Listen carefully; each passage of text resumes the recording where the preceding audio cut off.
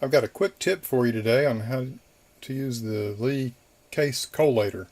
That's this shallow red funnel here. The idea is you dump brass in and it puts it down in these 4 tubes, which then go down to the case feeder. And I think the way it was originally designed, the intent was when all 4 tubes are full, you reload until one's empty, rotate it 90 degrees, do that until they're all empty, and then fill it up again. I never used it that way. I never liked it that way. I always just emptied the one tube it was feeding from and then put another handful of brass in, and that always seemed easier to me.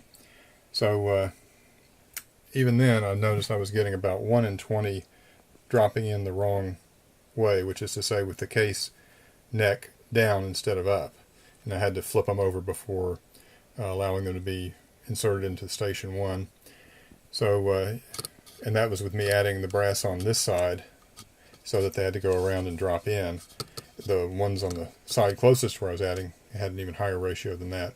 So to counteract that, I've just added 3 rods here that block these 3 holes and only allow the brass to go down the one that I'm using.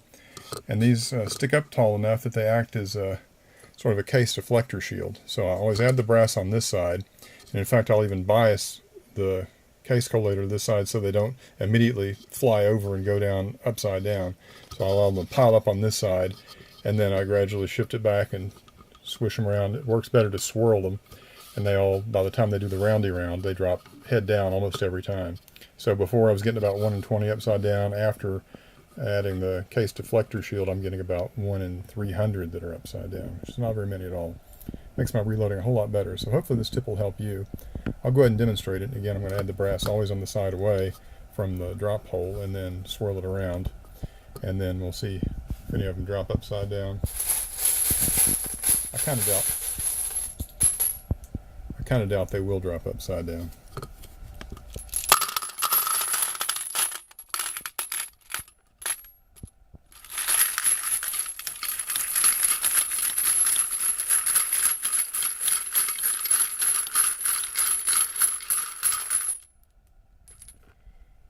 So it's completely full now. I think all those went in right side up. I'll verify that before uploading this video, so don't post down below they were upside down, because they weren't. Hopefully someone will make a version of this and sell it.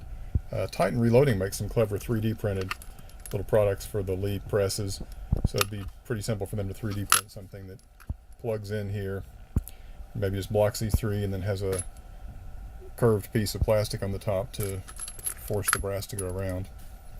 But anyway, I hope that little tip helped you.